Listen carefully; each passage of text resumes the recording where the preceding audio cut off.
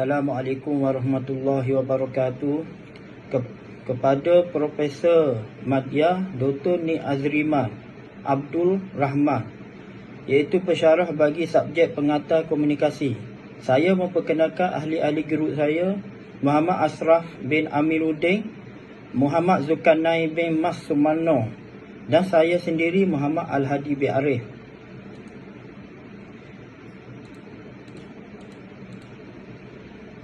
Kami akan membicarakan 5 perubahan budaya yang dibawa oleh teknologi komunikasi kepada masyarakat.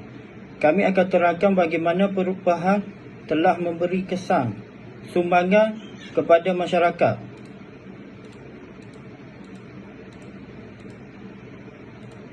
Kehidupan sehari-hari kita telah dipengaruhi oleh kemajuan dalam bidang teknologi maklumat, komunikasi dan teknologi komunikasi. Dalam beberapa dekad terakhir, revolusi digital telah membawa perubahan budaya yang besar kepada masyarakat. Dunia kita telah diubah oleh teknologi maklumat, komunikasi dan teknologi komunikasi. Assalamualaikum semua, nama saya Muhammad Ashraf bin Amiruddin. Hari ini saya akan terangkan tajuk yang seterusnya, iaitu 5 perubahan budaya yang dibawa oleh teknologi komunikasi. Yang pertama adalah teknologi komunikasi. Perubahan budaya yang dibawa oleh teknologi komunikasi yang pertama adalah dari segi konteks komunikasi segera. Komunikasi segera memberi banyak kesan atau sumbangan kepada masyarakat. Dengan adanya aplikasi pesan instan seperti WhatsApp, Telegram dan Line, orang dapat berkomunikasi dengan mudah dan cepat tanpa terbatas oleh jarak dan waktu. Contohnya adalah seperti orang dapat berkomunikasi dengan keluarga atau teman yang berada di luar negara atau negeri dengan mudah dan cepat. Yang kedua adalah dapat meningkatkan kualiti komunikasi. Seseorang individu dengan individu yang lain dapat komunikasi dengan lebih baik dengan panggilan video. Contohnya, mesyuarat atau persembahan dapat dilakukan secara atas talian walaupun kedua-dua pihak berada dalam jarak yang jauh. Poin yang kedua adalah perubahan dalam pekerjaan. Teknologi maklumat dan komunikasi telah memberi impak besar dalam kehidupan kita, termasuk dalam dunia pekerjaan. Teknologi komunikasi membolehkan individu untuk bekerja dari jauh atau dikenali sebagai telecommunicating tanpa perlu berada di pejabat fizikal. Ini telah mengubah cara pekerjaan dijalankan, memberi fleksibiliti kepada pekerjaan dan majikan.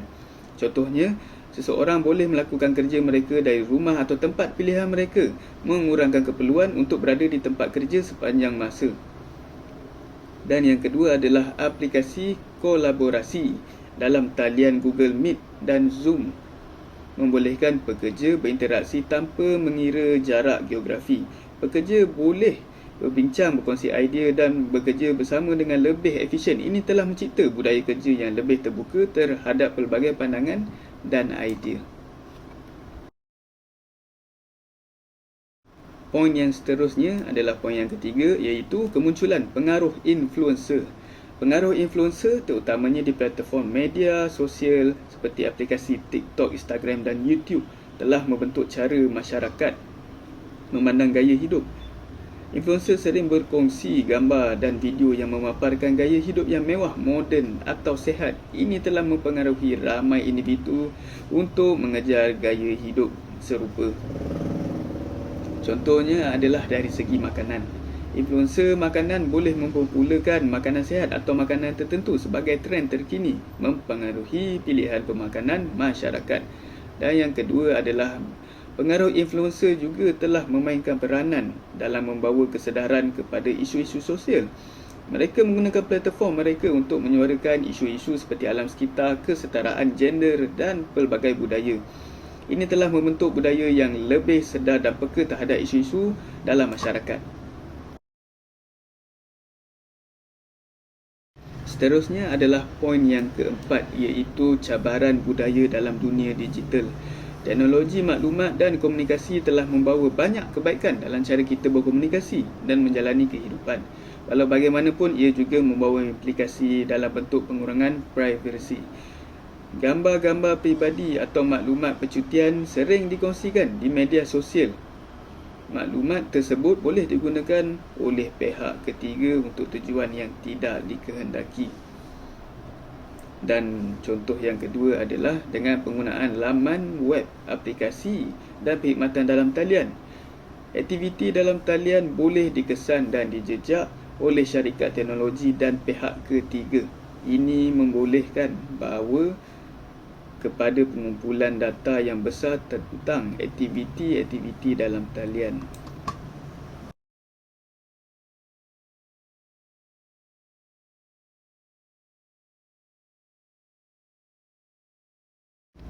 Poin yang terakhir, iaitu poin yang kelima, adalah kemunculan budaya meme. Budaya meme sering kali menggunakan ungkapan dan gambar yang humor untuk menyampaikan mesej. Ini telah mencipta budaya berkongsi gelak dan menghiburkan dalam talian. Contohnya adalah seperti budaya meme memberikan peluang kepada individu untuk mengekspresikan kreativiti dan ekspresi mereka.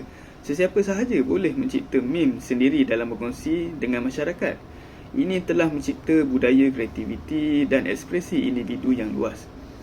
Dan contoh yang kedua adalah seperti walaupun budaya meme terutamanya digunakan untuk tujuan hiburan, ia juga mempunyai potensi untuk menyuarakan pandangan politik dalam sosial dalam masyarakat. Dalam dunia digital yang semakin berkembang ini, budaya meme adalah satu aspek yang mencerminkan kepelbagaian budaya kita.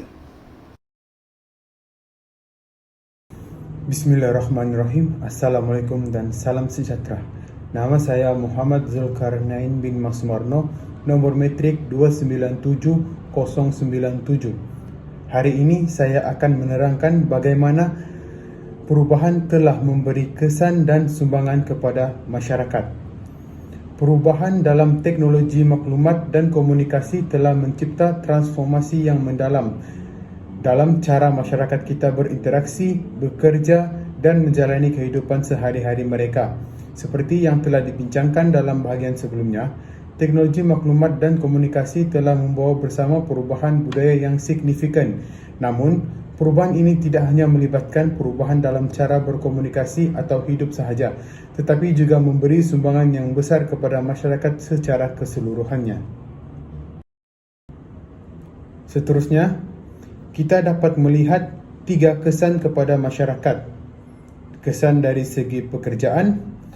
Perubahan dalam pekerjaan telah memberi sumbangan kepada masyarakat dalam beberapa cara yang signifikan. Antaranya adalah flexibility pekerjaan. Contohnya, seorang penulis bebas boleh menulis artikel dari rumah tanpa perlu pergi ke pejabat. Ini membantu meningkatkan keseimbangan kerja hidup dan mengurangkan kesesakan lalu lintas. Kesan yang kedua, teknologi dan maklumat komunikasi. Teknologi, maklumat dan komunikasi membolehkan individu mencari peluang pekerjaan di luar sempadan geografi mereka.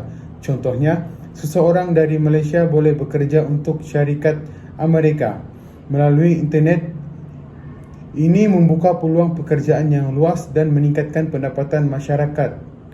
Teknologi maklumat dan komunikasi juga telah memperluaskan akses kepada pendidikan dan latihan dalam talian. Kesan yang ketiga, pembayaran elektronik. Sebagai contoh, pertimbangkan seseorang yang biasa membeli barang-barang harian seperti makanan dan minuman. Sebelum kemunculan pembayaran elektronik, mereka mungkin perlu membawa wang tunai dalam jumlah besar untuk melakukan pembelian ini. Namun, dengan kemudahan pembayaran elektronik seperti kad kredit atau e-dompet, mereka boleh membayar dengan hanya mengimbas kod atau menggunakan aplikasi telefon pintar mereka.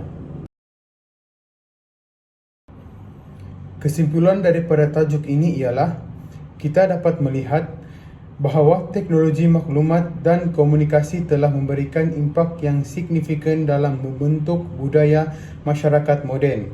Budaya ini mencerminkan kelebihan dan cabaran teknologi dalam era digital, dan masyarakat perlu bijak menguruskan perubahan ini untuk memastikan penggunaan teknologi maklumat dan komunikasi yang positif dan berkesan dalam kehidupan harian. Perubahan ini adalah kesan dari kemajuan teknologi dan memberikan sumbangan positif dalam membentuk masyarakat moden yang lebih terbuka, efisien dan kreatif. Walau bagaimanapun, pengurusan teknologi ini perlu dilakukan dengan bijak untuk memastikan kesan positif yang berterusan dalam kehidupan kita.